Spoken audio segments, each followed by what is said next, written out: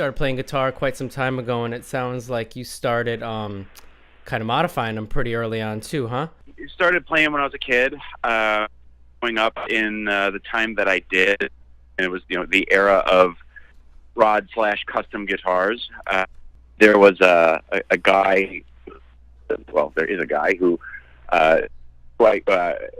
owned a music store that I used to hang out in, teenager, and Steve was like the cool guy that everybody in my peer group took lessons, and he was a dude, and he grew up with Glenn Priest, and he also used to cars, and he would do repairs and stuff like that. I used to hang shop. I'd ask questions. A friend of mine back in high school who had an Explorer, and he had all the paint off. If I could, do a paint job for him, and this is 1980, 87, and I'm in high school, and I'm like, well, of course I can do that. I had no idea how to do that. And we actually filmed the thing. We did, his parents were on one weekend, and I spray painted. I wound up doing this thing twice, but I spray painted a cow pattern, and there's all masking tape and stuff to kind of get the stem, and we filmed the whole thing, and eventually making parts guitars of my own about 16 or so, 7 ago, and kind of went from there. Now, was that the plan? Did you get to a certain point where you're like, you know what, Sully Guitars is going to be a thing, and this is what I'm going to do? Or how did that actually happen? Well, Sully Guitars actually was always a thing, which is strange. I have we'll just call it this weird personality flaw and delusions of grandeur. Same thing that made me kind of want to be or drove me to kind of do that, kind of helped me along the way. Because, when I was, a kid and I got my first electric, I grabbed a Sharp, Sully Strap custom, the headstock of this guitar. And it was just kind of a thing. I think some of it was just the era of, hot rod custom guitars, and you could Eddie Van Halen and Rhodes, and they all had stuff for Olive Rat had Charles and Jacksons and stuff that you wouldn't find on the wall, and so Sully guitar kind of like a thing. Internet being what it is, you post something and you post enough pictures of something, and someone's about, hey, can you make me one of those? And then no, okay. Do that, and price it accordingly, kid. And it just kind of there, and I kept building, and it was a tough thing to be able to get a manager sometime while having a day job. Eventually, it just got to the I just had to quit my job.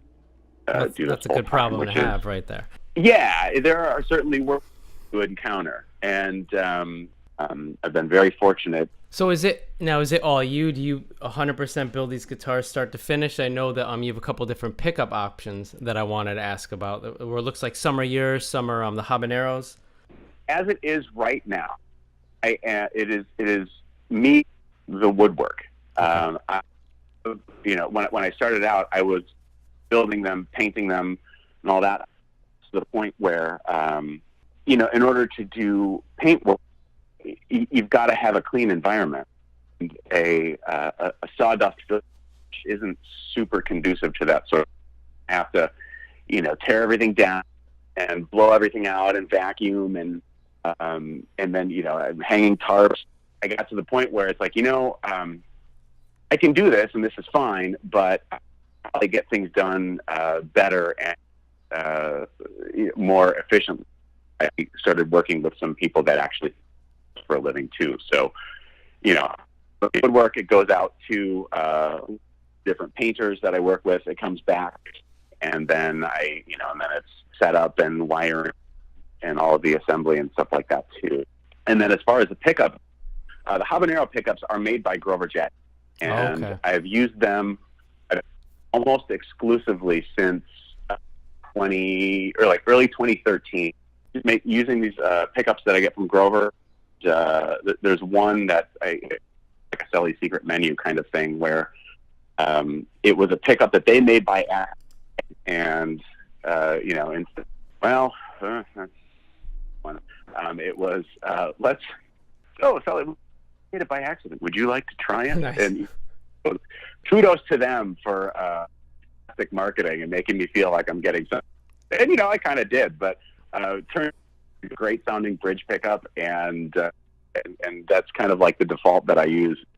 But it's been really good with that. Very cool. Obviously, we got to talk about Stevie a little bit here, and his Sure. signature. Now that's on the Conspiracy series. That series seems to be doing pretty good. That was a new thing for you, right? That whole endeavor. It is, and we're kind of the construction of Run 1 winding down, and those guitars will be showing up here soon. That business has grown. The thing that I'm on is how to grow the business, scalability. I've gotten as far as I have, and feeling very fortunate. A fair amount of that is, certain companies have people that are kind of like the face of the company. Kind of feel like you get to know them a little. It kind of, you get a little know, like, and trust kind of thing going on, and that's something that I have. That's kind of the Sully Guitars model too. In that, every Saturday on Facebook, I'm doing a live stream where I'm eating breakfast and answering questions from people that are watching on various topics, from quitting smoking to how good the Cantaloupe is, what pickups I like, or whatever. But that, and as fun as it's not scalable as a business, because I can only make so many guitars a year. Fully appreciate the fact that cost is not necessarily something that is widely affordable. Being the kind of person that says, man, that's a really cool guitar. I really get one. I want them to have one. It's in best interest for as many people to have as many Sully guitars as want. It's very concerned with maybe not being established enough in the market. 2017 would kind of tease the idea on social media, and I'll post something like, I think the idea of an import would be a blank ID. I did get a little bit of the, can't anything be made in America anymore? To which I quickly replied, yes, the Conspiracy series is made in South Korea by the same factory builds the PRS SE, the LTD line, the Schecter series, all very quality guitars. I'm happy to build you a custom thing if you want. Right. So in addition, it's not a replacement.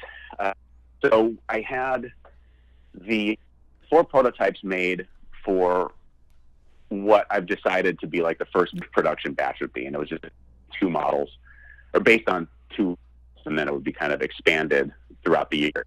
I was really surprised that when the guitar showed up, I didn't really do anything to them.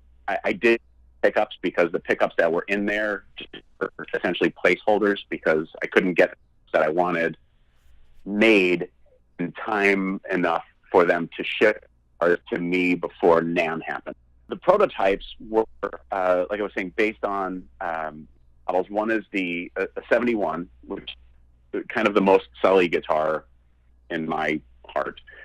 And there's a version of that, a 71 Starling.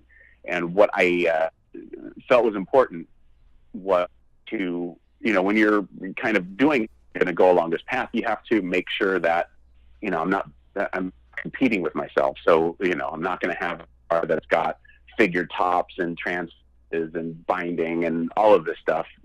Then it's, okay, so that's here. And then, so this guitar is X amount of money, and the same guitar, but just built was maybe 2 or 3 times as much. Right. Why would I, so I needed to decide what these guitars look like, and and pretty happy with how they came out, and they were pretty received at NAMM. And the thing that I'm most happy about is that they're really solid guitars, and they have a lot of the construction features that go into what I do, but there might be a little bit of a different look. For example, like the 71 Starling has a flat top and a forearm bevel, and that was actually based on the very first prototype of the 71 that I built here in my garage. So it's kind of a nice way for that sort of thing to run. And the startup, the bolt-on model, and I figured that would kind of be a neat kind of way to get in and to get the product out there. And then kind of maybe looking into working with Stevie from Buckberry.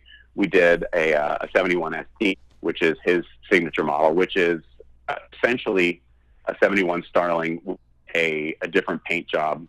And that particular, it's got a flag graphic because we were both from that area. So that was kind of a fun way to do something a little bit different. It has a cool little graphic that isn't necessarily obvious to those who aren't familiar with it, but it's still cool, you know, like, oh yeah, it's a cool design. And his guitar and that model is flat black everywhere, but the graph, which is just some stripes and some 6-point bars, that's in gloss black. And it's a really cool visual.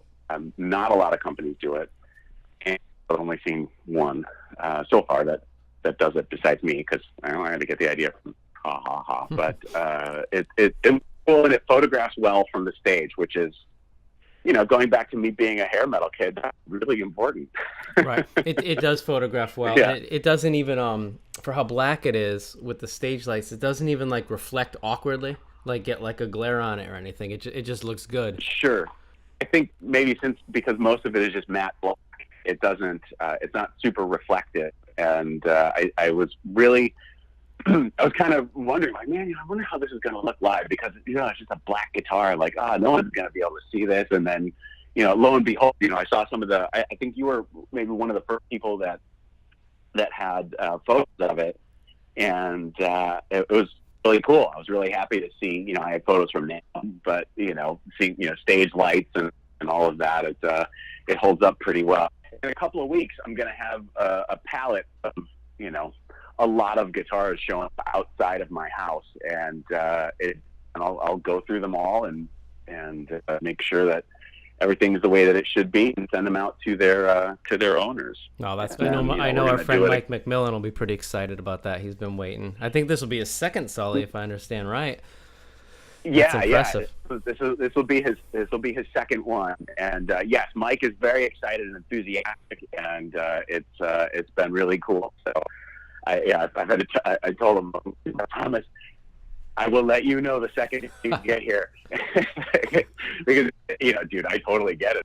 Even worse for me as a builder, I send a guitar to someone, right? See that it's, you know, I know it's out for delivery. I know it's going to show up, and then it's been delivered, and then the worst, the absolute agony, the time between I see it delivered to when I hear from the person saying, showed up, holy cow, it's so cool, or, you know, or whatever. And, you know, so that is just like, you know, you message, or you get a phone call or an email, like, okay, let me phone. Hello, Sully? Yeah? It's so cool. I'm like, oh, well, that's got to be rough. I mean, because being a builder, you know, you give up that control to have someone else, you know, make it. That's got to be difficult. I'll tell you what, I was surprised, because the last time I saw Buckcherry, I asked Stevie, I said, well, your guitar, right? I'm like, John made that one for you, right? And he's like, no. He's like, this is the prototype. This is off the line. I was real surprised, you know, that he's out there playing the production model. So that's super impressive. Yeah, it absolutely.